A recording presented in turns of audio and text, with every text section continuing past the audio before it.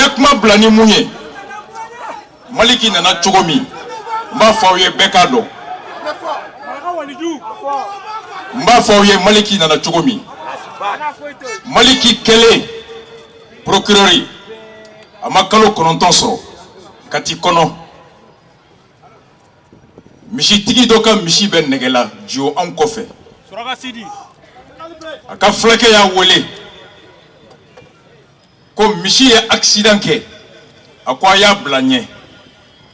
Flake wulila. Aka kumaka na ya ye ya ni patron kana mishi mbese ka fatu. Kabe chufa. Asira suraka kema shakal be. Oya undogoni. Anale kuye mishi fagaye suraka keni flake be mine kana nuye kati.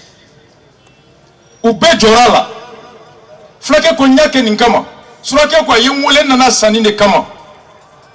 Okaka mishi denga sara. Ko tuwabu mishi badodu.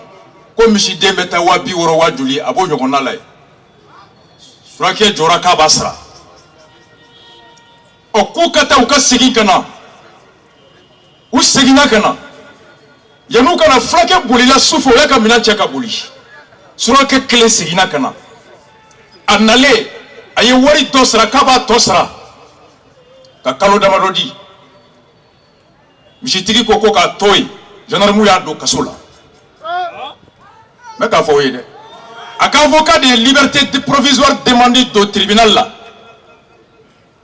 Au dossier Krido, Malika procureur et Maliki Blaka kata jamana togola akata saria la botoli o koloshili kalfa ko la fasa kiri kono procureur Maliki dossier la je ako mishi komi mfle shweni kota kono o dana ya borotodu flake ka kuma kambala musi mobili de atan yana kasa nya fere nye surake wolo na nasa surake funa ko nya santendi après flake maible surake jora la kabe warisra ay dosra muso babulu dembabulu abaka tugula wari tomancha na tume boli ko flake kone nyeta mine kuna ka to kaso kono ka mugo to kaso ya ni kiri donche sariya ko beka to kene mawode ye tabuloi ka mugo mine ukanka kede jago ya fe ni ko jago le tuna no ya suro dalube kuna tura kene mabse ka tie doni dalu dola tunu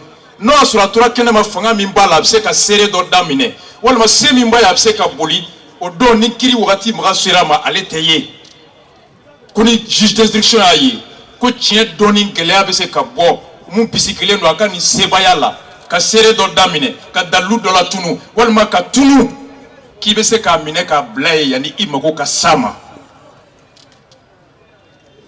maliko kuna nyato dalu shila demala babulu ay komi nga nyangati tato abe boli ama chouin ay dosra war la kaba tosra kofe o tokunte kasola ble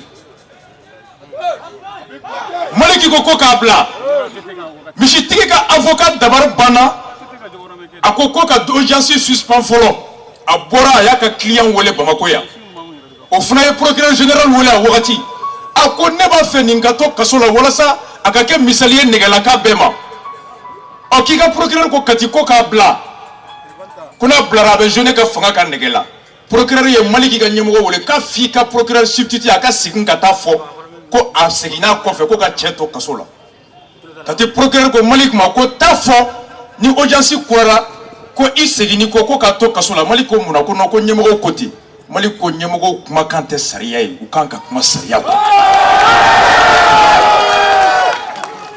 ufora nyongo ko de la maliki e bara blatene kalo kononton atumali sanglenge barala atakufle antado atando no segina kana avec kelemina nimboli de seka malik la kana avec mo kono ko premier mandat ka geleni deuxième mandat ka geleni premier mandat président aka mandat daini boaka mandat daini amero jombi Mahoma, député ou député, parti ou parti, ministre ou ministre, djagokela ou djagokela, fonctionnaire ou fonctionnaire, ou l'on est farla nyunga, ka jamana école joto wari boko di commerçant doma souffre o kata dodi député ma ka campagne ke boye ulu de farla nyogonga ka jamana école joto docteur do joto sira glanto marfa santo avion santo gazi santo tenit santo pigri bien boto o wari boto on togola ka do fara o sonoka ko di commerçant ma souffre o kata farangata ka to di ulu ko ke ka boku me campagne na kai ka kumbe segu ka kumbe mopti o fenyo o crée na on go wari ulu bebi ayodo ulu be kelengele na bi u ya ken nata fla folo ameka heremi soro kanto fangala o kana boambolo flama nini ntara onwere kana le no la fangala donc akero de kama député ou ya keti commerçant ou ya keti bar to la ka mo ya fi ka bedo na bo ka campagne na ya fo ya afora ya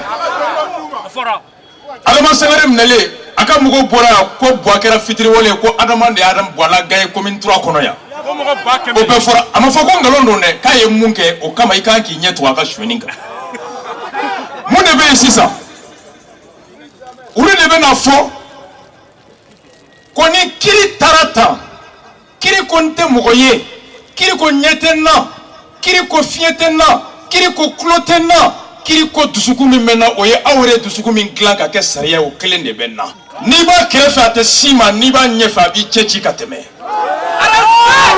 o uwere ba do o commerçant ba do ko be kiri ka siraka o ministre ba do be kiri ka siraka o député ba do be kiri ka siraka o maire ba do ko be kiri ka siraka ulu be ba do ko be kiri ka siraka u ba fo ni mobile continuera takalife abe sem be kelengelenam nasira ama ambe do kasola wari min taraka do somina o be mine anaka fere ka faso ka warsigi mobili min sana ka di konamuso ma o mobili be fere ka lasigi ande min be kala na Canada o ka ko so be tie o be lasigi bana min bana no te fraka ni francais o bana fraka li rotea o be an fraka mago kuraya nu hamino bela o be wuli ka fo on ye nin beke wala se e ka deuxième mandat soro on ye nin beke eta to ka fanga to amuru deuxième mandat soro le e ki akili bo anko kebe on na bla o ba fo ki kera fitiri wole no fora président e fefla soit aba fo koni nyere ka tonde o nenu lude jera kaninke ne de nyetu luluka ni shoninge kaneta